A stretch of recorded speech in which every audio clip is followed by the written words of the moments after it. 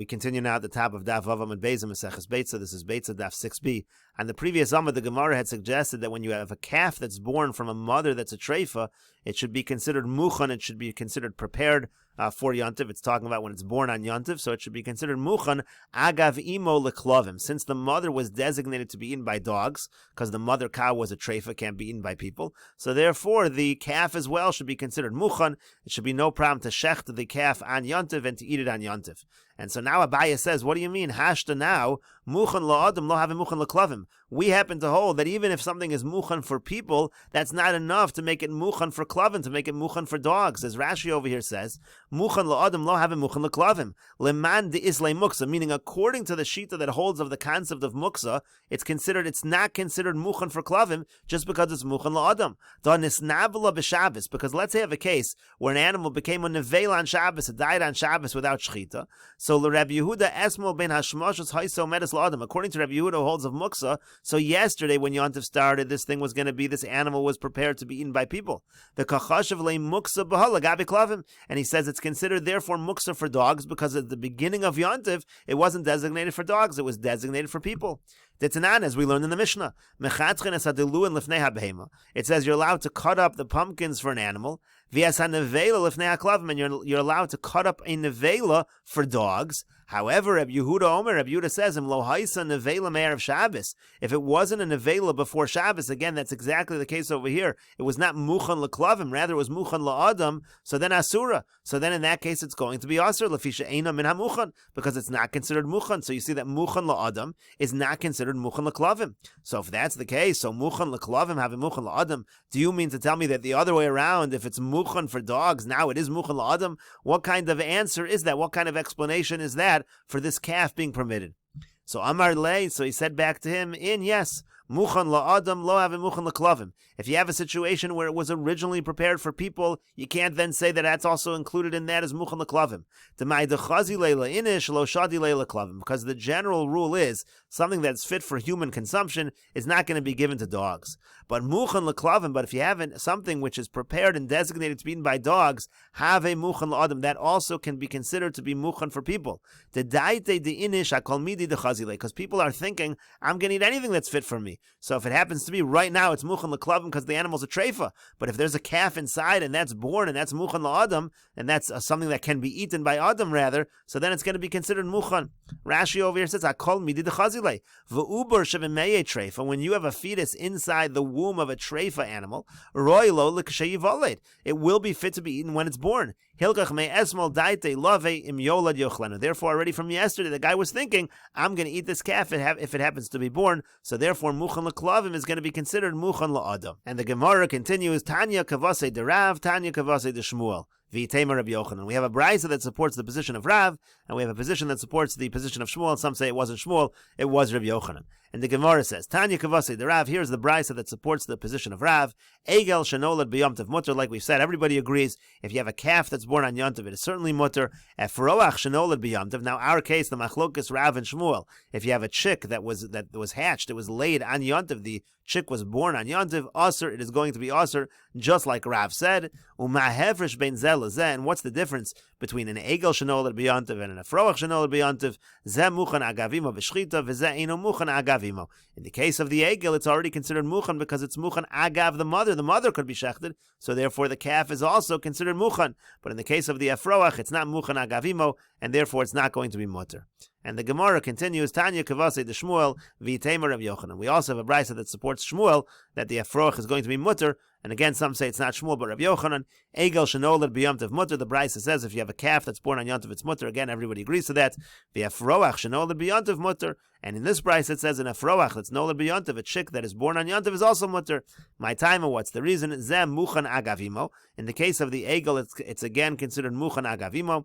V'zeh mater atzma v'shchita. This was the reason given earlier on the previous Amud. This one is mater itself and shchita. In other words, when the chick is born, all of a sudden it's now allowed to be shechted. And once that happens, once that heter occurs, so too the other heter occurs that it's no longer considered muksa. The Gemara continues, Tanu Rabbanon, the rabbis taught, Efroach shenolad b'yomtiv asur. If you have a chick that is born on Yontiv, it is going to be asur.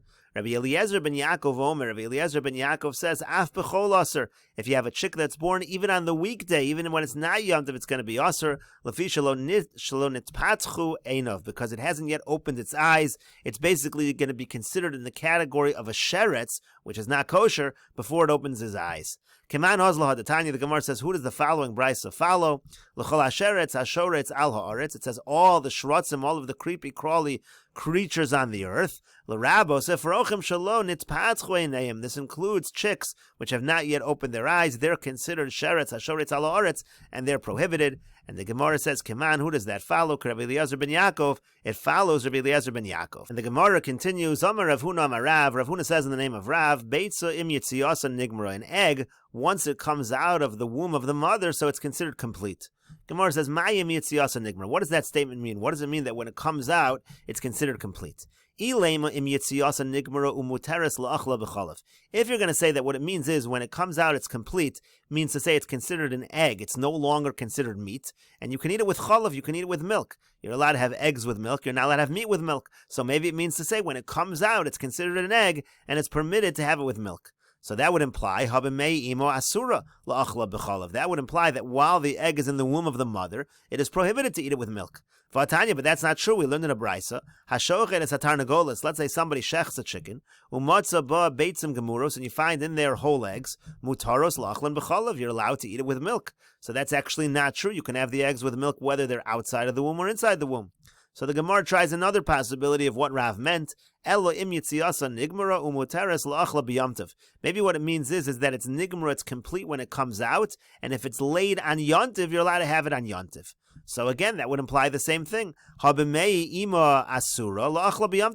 would imply that if it's still in the womb, it would be asur to eat the egg on yontiv. But that's not true. We learned in a brisa. If somebody shechs a chicken, and you find in their eggs that are whole, mutaros lachlan b'yamtiv.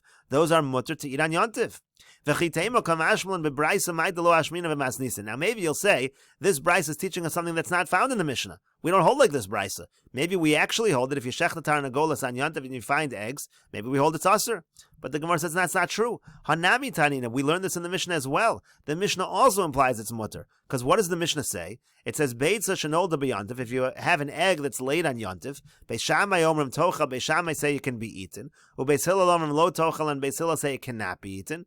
V'adkan lo pligi Beis Shammai Beis Hillel ala benolda, and the machlokas between Beis Shammai and Beis Hillel is only in a situation where the egg was actually born on yontiv. Aval b'mei iman, but if it's in the womb of the mother, divrei hakol sharyan. The implication is that everybody does agree that it's mutter. So again, that would not really explain Rav's halacha, because Rav is saying im yitziyasa nigmara, implying there's a prohibition when it's in the womb.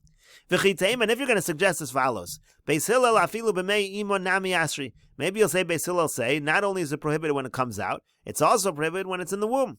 Nolda, and the reason why it says Nolda is lo diacha kochen de Beis Shammai, is to tell you the strength of Beis Shammai. Diafilu Nolda nami sharu, that even in a situation where the egg was laid, they permit it even in that situation. In other words, maybe you're going to suggest that b'meye iman, it's actually going to be a problem. And the machlokas Beis Shammai Beis Hillel is in the case of Nolda to tell you that Beis Shammai say it's permitted even in a situation of Nolda. And according to that, it would come out that Beis Shammai and Beis Hillel argue in both cases. Beis Shammai permit even after it's Nolda, and Beis Hillel prohibit even b'mei iman. But then that doesn't work either, the Gemara says. But that which we learned in the Brisa, it says if you shech the tarnagolas and you find in their whole eggs, mutaros la'achlan b'yantiv, you're allowed to eat them on yantiv. Money, who's the author of that Brisa? Lo Beis Shammai v'lo Beis Hillel. It won't be Beis Shammai or Beis Hillel. Now, of course, it could actually be Beis Shammai technically, because Beis Shammai say it's mutter in all cases, but Rashi explains, Lo Beis Shammai v'lo Beis Hillel. Lo Beis Shammai d'mai irya b'mei ima. It's not Beis Shammai, because what do you have to say that it's permitted in the womb? Afilu nolda b'yantiv shari. Even if it's nolda, Beis Shammai say it's permitted. V'lo Beis Hillel, and of course it can't be Beis Hillel, da'afilu b'mei ima nasir, because they're the ones that prohibit in all situations. And so the Gemara continues with another suggestion as to what Rav means. Ela im yitziyasa nigmara. What Rav means when he says with that yitziyasa nigmara, that when the egg comes out it's considered complete, it means umegadelas efrochim. It means at that point it's able to have a chick. But if you have an egg inside the womb still, eina megadelas efrochim. It won't be able to have a viable chick. Rashi over here explains. What Rav was talking about was just a halacha in regards to buying and selling. Dim know that if the egg was already laid, so then nigmar bishula and then we consider like it's ripe, so to speak. It's fully formed and it can have a viable chick. But if you find it in the womb, it cannot have chicks. And so the case would be as follows. Let's say somebody asks to buy. He wants the person to sell him eggs that can have efrochim. So im machar elu, if the person sold him these particular eggs, have a mekach tos, that would be a mistaken sale, because this is not, if it's in the womb, it's not going to produce efrochim. Ubatel mekach, and the mekach is going to be batel, it's going to be nullified. So that's what the Gemara over here says.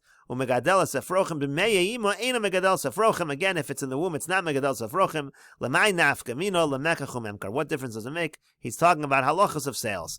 Kiyahu do amar lahu. It was like the story of a person who said to them, "Bei, when it comes to eggs." And we'll continue with this discussion in the next video on Daf Zayin Amud Aleph.